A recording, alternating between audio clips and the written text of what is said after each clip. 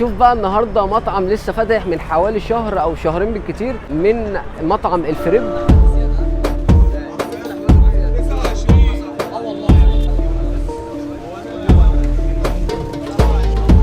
ريفيو جديد وفيديو جديد من دوحة.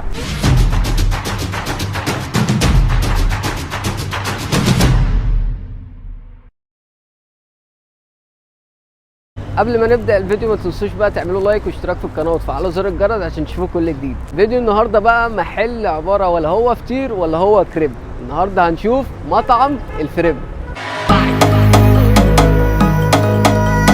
هنشوف بقى النهارده مطعم لسه فاتح من حوالي شهر او شهرين بالكتير، او تقريبا نقول شهر، من مطعم الفريب. هنشوف بقى المطعم ده بيقول ايه. هو يعتبر العجينه بتاعته يعني ولا هو فطير ولا هو كريب، فعمل كده اكتشاف جديد هو الفريب. هنشوف بقى عجينه الفريب دي هتقول ايه معانا النهارده، وهنشوف برضو الفيديو معانا النهارده. والمطعم ده مكانه في مدينه نصر قدام حديقه الطفل، فهنشوف بقى المطعم هيقدم لنا ايه النهارده. ويلا نبدا على اول حاجه معانا.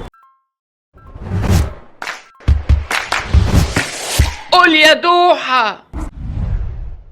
عقبال بقى ما الاوردر بتاعك بيجهز، فبتبدا بقى ان انت تاخد سناكس كده. السناكس طبعا فور فري، طبعا تملى زي ما انت عايز على قد ما انت تاخد يعني. وايه الاوردر بقى عقبال ما يجهز تاكل بقى انت السناكس كده روقان. لا كمان بصراحه طعمها حلو، واللي هي الفريش بصراحه مش طعمها يعني بايت او حاجه. السناكس بتاعتهم حلوه. نشوف بقى الاوردر معانا ويلا بينا.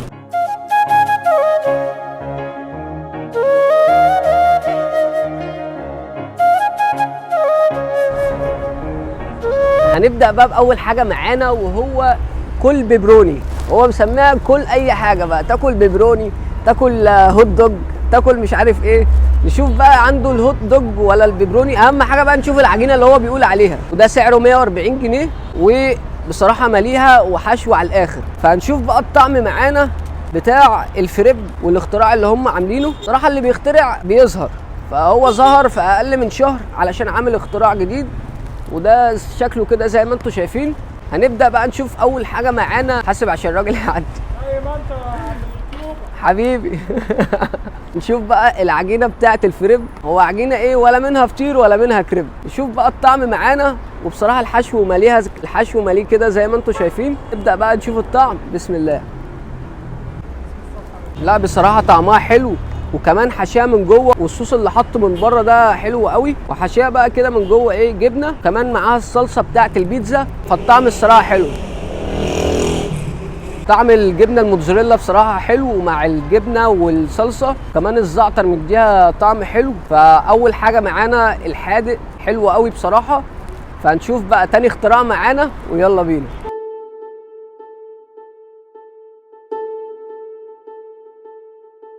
تاني بقى حاجة معانا وهو الزلابيا التركي بالرانش. هنشوف بقى تاني حاجة معانا وهو الزلابيا. بصراحة يعني لسه اختراع هو عامله، فالاختراع الزلابيا الحادق. طبعا على طول بنسمع عن الزلابيا الحلو، فهنشوف بقى الزلابيا الحادق معانا. هو حاطط لك تركي فيها، وكمان حاطط لك الصوص الرانش. فهنشوف بقى الاختراع بتاعه. كان اول حاجة العجينة بتاعت الفريب، وكان طعمها حلو، ولا منها ان هي كريب ولا منه ان هو فطير. فهنشوف بقى الزلابيا معانا والتركي زي ما انتم شايفين كده مع صوص الرانش. بسم الله. لا حكايه الزلابيا دي عجباني قوي بصراحه، مع صوص الرانش في الجون، وكمان التركي المدخن. فالثلاثه مع بعض عاملين ميكس حلو. ده غير بقى عجينه الزلابيا نفسها حلوه قوي، والسعر بتاعها مش غالي. السعر بتاعها ب50 جنيه، ومع الحاجات دي حلوه بصراحه يعني، عشان برضو التركي والرانش وكده، فهي ب50 جنيه.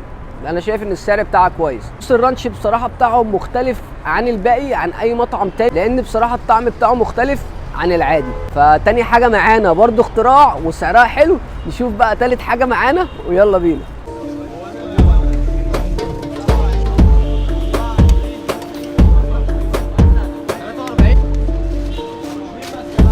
تالت حاجه بقى معانا وهو الفطير الحلو. هنشوف بقى بندقيه الكوراسون. البندقيه الكوراسون دي ب100 جنيه عندهم، وزي ما انتم شايفين شكلها كده بصراحه حلوه قوي. وهنشوف بقى الطعم معانا بتاعها. وهو بقى حاطط لك نفس العجينه بتاعت الفطير تمام، وكمان بقى ايه، شوكليت مع الوايت شوكليت، وكمان اوريو بقى وسوداني. فهنشوف بقى ايه شكلها كده. بصراحه حوار زي ما انتم شايفين. نشوف بقى الطعم معانا كده. بسم الله.